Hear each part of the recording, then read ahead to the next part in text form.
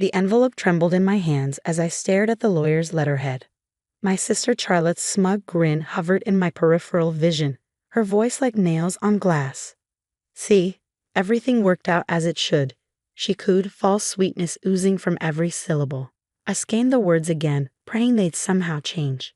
In accordance with the revised will, dated 3 weeks prior to Harold Matthews' passing, the entire estate, including all properties and financial assets, is to be transferred to Charlotte Matthews. My name is Emma Matthews, and 2 months ago, I lost not only my father but also the inheritance I'd never sought yet always cherished as a symbol of his trust. The money wasn't the heartache, it was the betrayal. I'd been away, caring for my sick daughter, while Charlotte wormed her way into Dad's frail confidence and convinced him to rewrite his legacy.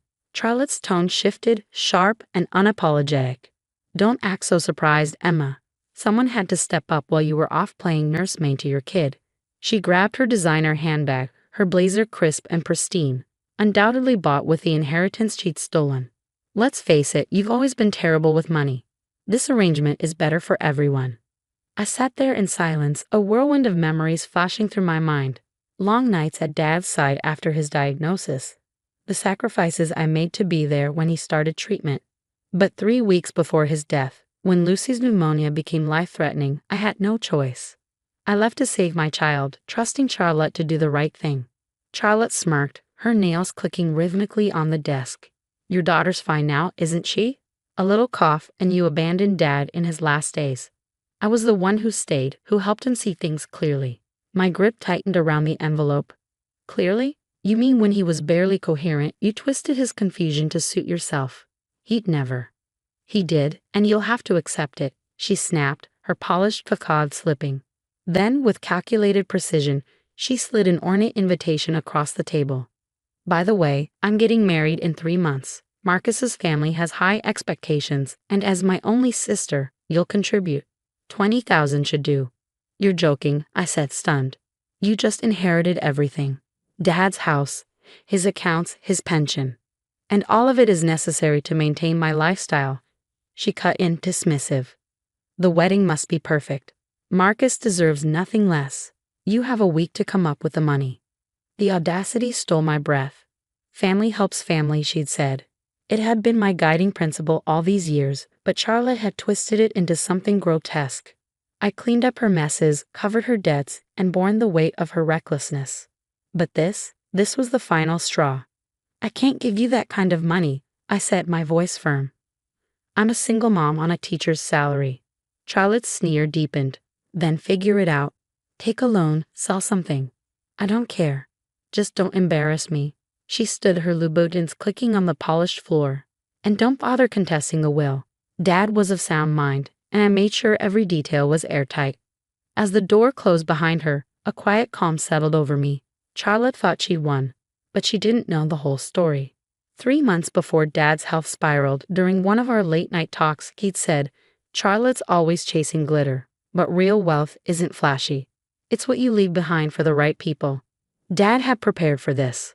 That evening, after Lucy had fallen asleep, I pulled out the documents Dad had entrusted to me, detailed records of offshore accounts, a trust fund in Lucy's name, and an art collection quietly transferred to my ownership. Charlotte had underestimated him, and me. The next morning, I met with Mr. Peterson, Dad's trusted art dealer. "Your father was meticulous," he said, placing a portfolio before me. "The collection is worth at least $4 million. Tears pricked my eyes as I read Dad's final letter. "My dearest Emma, if you're reading this, then Charlotte has taken the bait. I'm sorry for the pain, but I needed her to believe she'd won. The art, the investments, the trusts, they are yours for Lucy and your future. Let Charlotte learn the hard way that true wealth isn't in possessions but in character. Love always, Dad." I folded the letter carefully, my resolve hardening. Charlotte could bask in her illusion of triumph. Let her plan her grand wedding, revel in her supposed victory. When the time was right, she'd learn the truth. For now, I had work to do and a legacy to protect. The following weeks blurred into a stream of Charlotte's passive-aggressive texts and increasingly thinly veiled threats. Each morning, my phone buzzed with new demands. "The wedding planner needs the deposit," or "Marcus's mother expects all the immediate family to contribute equally." I ignored them all, quietly working behind the scenes to put my own plans in motion. "Mom, why is Aunt Charlotte being so mean?" Lucy asked one evening as she helped me stir a pot of soup. Her wide eyes were a mix of innocence and worry, too perceptive for an 8-year-old. She had sensed the tension. I put the spoon down, crouching to meet her gaze. "Sometimes people get so caught up in what they want that they forget what really matters." Lucy frowned thoughtfully, like when she didn't visit Grandpa in the hospital. Her words struck deep, but I smiled and pulled her into a hug. "Exactly like that. But don't worry, sweetheart. Grandpa knew who was really there for him." The doorbell rang just then, breaking the moment. Standing on my porch was Charlotte, immaculate as ever in a pristine white designer suit, an outfit that likely cost more than my monthly paycheck. "Finally decided to grace us with your presence," I said, holding the door open with a hint of sarcasm. "Cut the dramatics, Emma," she snapped, stepping inside and glancing around the modest living room as if she expected it to be beneath her. "I'm here because you've been ignoring my messages. The wedding is in 8 weeks, and you haven't contributed a dime." Before I could respond, Lucy peeked around the corner. Charlotte's face softened into a sugary smile. "Hello, darling. Has your mother told you? You're going to be a flower girl." Lucy looked up at me, unsure, and I rested a hand on her shoulder. "Actually, Charlotte, Lucy won't be participating in the wedding." Charlotte blinked, her expression shifting rapidly between disbelief and anger. "Excuse me? That's not a request, Emma. Marcus's family expects a proper wedding party. You can't just—" "I can, and I will," I interrupted coolly. "Lucy is not a prop for your perfect wedding, and neither am I." Her forced composure cracked. "Is this about the money?" she sneered, pulling out her phone. "Fine. I'll give you 2 more weeks, but after that, I expect you to pay your share. And for heaven's sake, start attending the planning meetings. The next one's tomorrow at the Ritz-Carlton. Don't embarrass me by showing up in your teacher clothes." I almost laughed at the absurdity. "I won't be there, and I won't be contributing."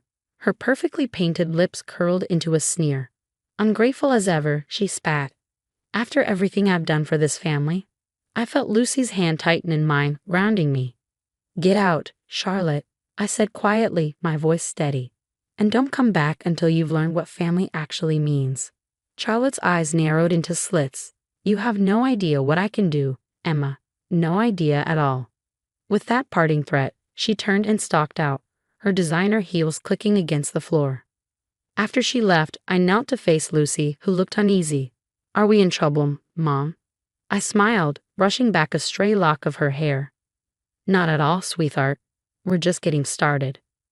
The next morning, I met with Mr. Harrison, Dad's longtime investment manager, in his downtown office. "The timing couldn't be better," he said, sliding a report across the table. "Your father's investments have grown substantially. The offshore accounts are secure, and the property developments in Singapore are on track to pay out major dividends." I scanned the numbers, my heart pounding. Charlotte had taken the obvious assets, but Dad's real legacy, carefully hidden from prying eyes, had been left to me. "How soon can we move on liquidating some of these?" "Within a week if needed," Mr. Harrison assured me. "Good. I want everything ready before her wedding." That afternoon, while reviewing more of Dad's paperwork, I received a series of texts from Charlotte. "Where are you? People noticed your absence. Marcus's mother is asking questions. Stop making me look bad. This is your last chance. Don't test me." As if on cue, my phone rang. I answered to find Marcus's mother, Victoria, on the line. She'd only met me once, at Dad's funeral, but I remembered her sharp-eyed kindness. "Emma, dear, I hope I'm not interrupting." "Not at all, Mrs. Richardson. What can I do for you?" "Please call me Victoria," she said warmly. "I'm calling because I've heard some concerning things. Charlotte claims you're refusing to support the wedding out of spite. It doesn't quite match what I know of you." "Thank you for reaching out," I replied carefully. "Charlotte and I have had some disagreements about what family responsibility means."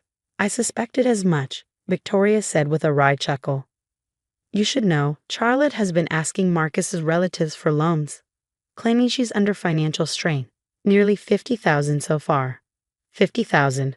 So that was why Charlotte was so desperate. The inheritance wasn't enough to fund her extravagant lifestyle. The realization made me smile inwardly.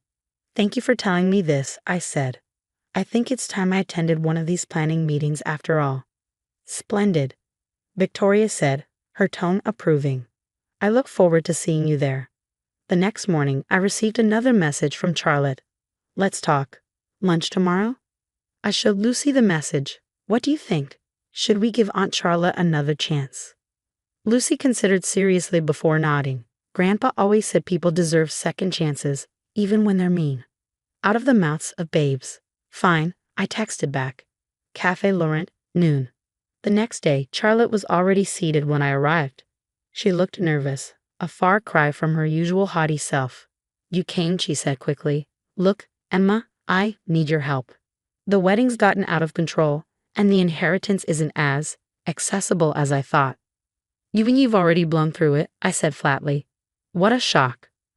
Her lips tightened, but she pressed on. You've always been the responsible one. Help me fix this, and maybe we can renegotiate. I studied her carefully. There was desperation, but no real regret. She hadn't changed. Not yet. I'll help, I said finally, standing. But on my terms. Come to the gallery opening next week. Bring Marcus and his family. I think it'll be enlightening. The gallery opening was scheduled for 7 sharp, but I arrived early to assist Mr. Peterson with the final touches. Every piece from Dad's collection had been curated with care, telling the story of a lifetime spent in pursuit of beauty and meaning.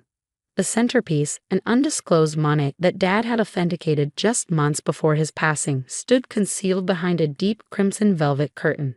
Your father had an impeccable sense of timing, Mr. Peterson said as he adjusted a delicate sculpture on its pedestal. He'd have enjoyed watching tonight unfold. I smiled, thinking back to Dad's quiet lessons about patience and precision. This night wasn't just about art, it was about revealing a truth Charlotte never anticipated. The guest list was perfect. Serious collectors, museum representatives, and of course, Marcus's family. Charlotte couldn't resist attending something so high profile, especially if she thought it might elevate her status. Sure enough, she arrived at 7:15, fashionably late, arm in arm with Marcus. Draped in an expensive designer gown, her eyes gleamed as she took in the impressive crowd, clearly pleased with what she assumed was her achievement. She spotted me near the entrance and approached, a practiced smile on her face.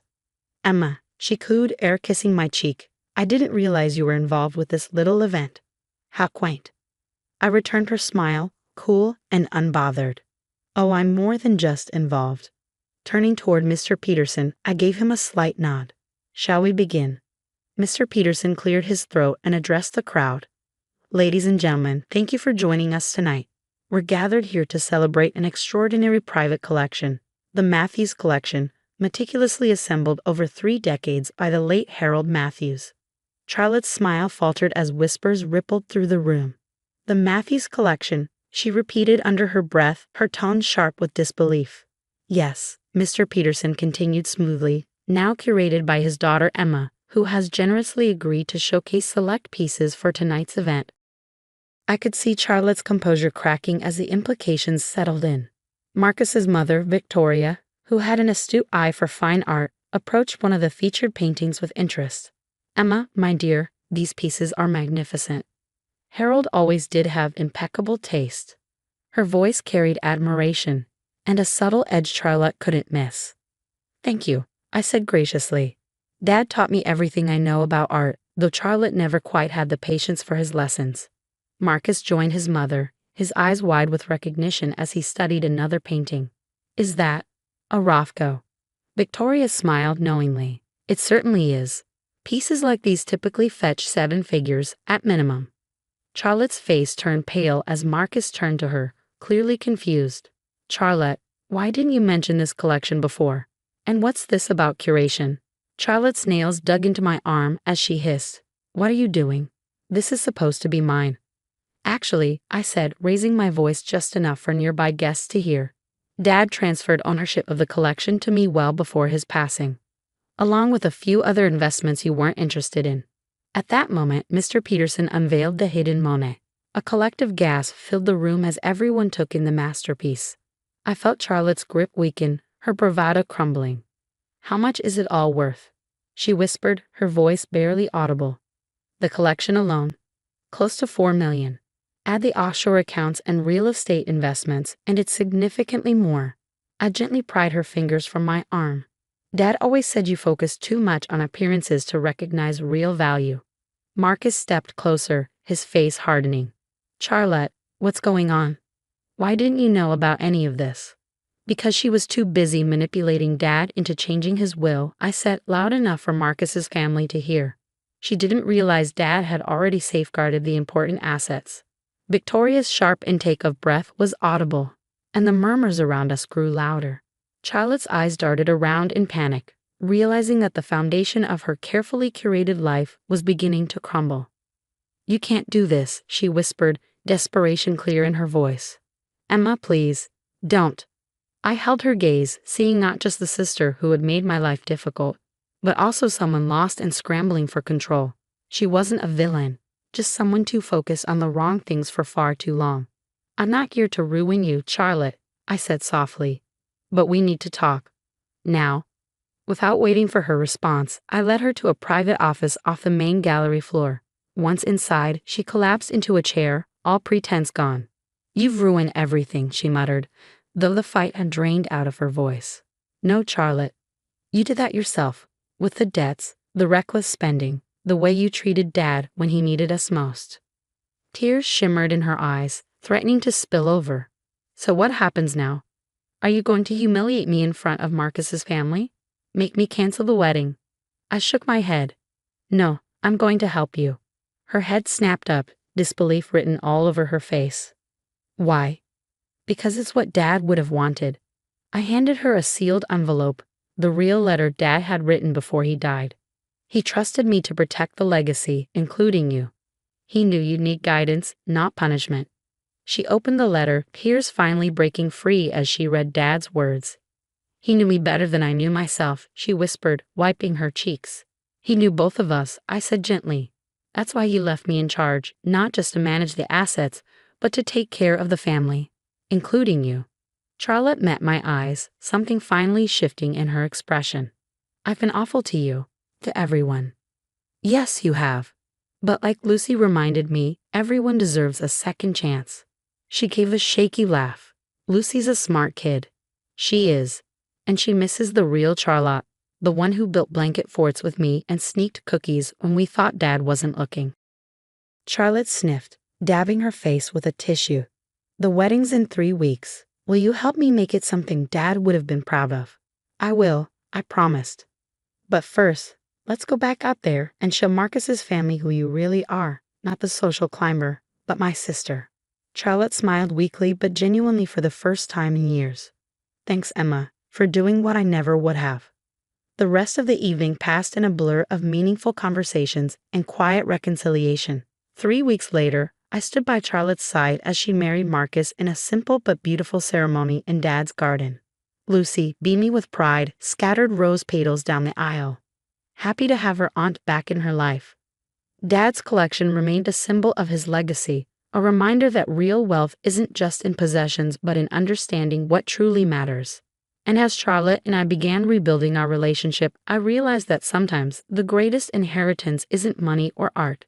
It's the wisdom to forgive, to grow, and to hold on to family when it counts most.